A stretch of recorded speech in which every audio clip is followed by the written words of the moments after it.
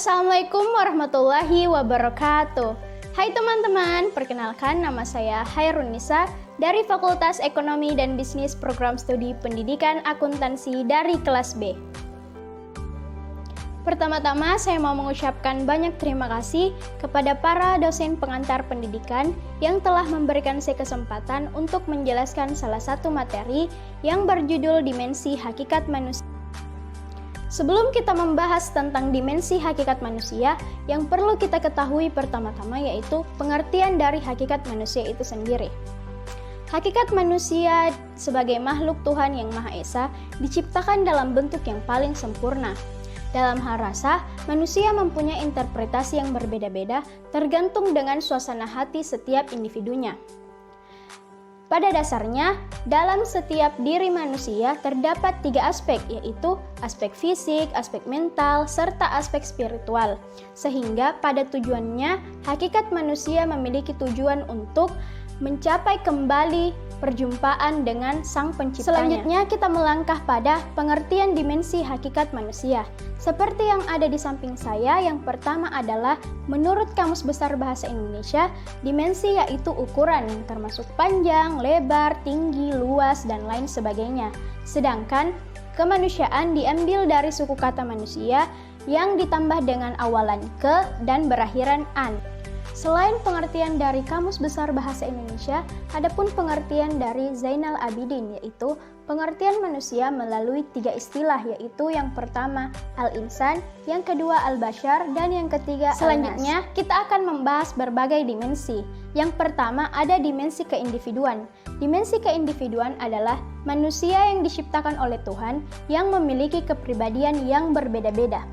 Kepribadian juga merupakan suatu organisasi yang dinamis dari sistem psikofisik individu yang menentukan sikap dan perilaku individu terhadap lingkungan.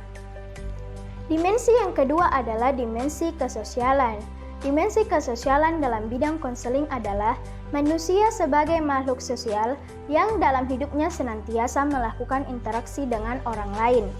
Sama halnya dengan dimensi keindividuan, dimensi kesosialan juga memiliki faktor-faktor yang mempengaruhinya. Apa saja faktor-faktor yang mempengaruhinya? Faktor yang pertama adalah masyarakat. Manusia diciptakan dalam suku bangsa tertentu. Perubahan perilaku sosial yang terjadi dalam masyarakat menyangkut nilai-nilai sosial, pola perilaku, organisasi, lembaga kemasyarakatan, lapisan dalam masyarakat, atau kekuasaan dan wewenang yang terjadi secara cepat atau lambat memiliki pengaruh mendasar bagi pendidikan. Faktor yang kedua adalah pendidikan. Efisiensi dari sekolah ialah pendidikan, dan pokok perkara dalam pendidikan ialah belajar. Oleh sebab itu, tujuan utama dari sekolah ialah menjadikan setiap murid di dalamnya memiliki karakter yang siap untuk terus belajar. Selanjutnya, kita melangkah pada dimensi yang ketiga, yaitu dimensi kesusilaan. Hubungan hakikat manusia dengan dimensi kesusilaan ialah di mana hakikat manusia hendaknya merupakan perbuatan susila atau perbuatan yang baik. Next, yang terakhir, kita membahas tentang dimensi keberagaman.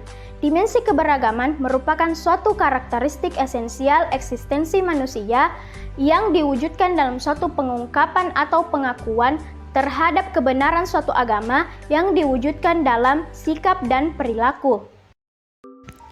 Manusia sebaik-baik makhluk setidaknya memiliki dimensi-dimensi yang menjadi bagian dalam dirinya. Dimensi-dimensi yang dimaksud ialah dimensi keindividualan, kesosialan, kesusilaan, dan keberagaman. Faktor-faktor yang mempengaruhi semua dimensi sebagian besar adalah pendidikan, masyarakat, alam sekitar, dan lain-lain. Dan dari keempat dimensi yang dibahas, ada satu dimensi yang harus menjadi pegangan agar dalam pelaksanaannya sesuai dengan yang diharapkan, yaitu dimensi keberagaman. Dalam hal ini menjadi yang paling utama dan yang paling indah menuju indahnya hidup di dunia dan di akhirat.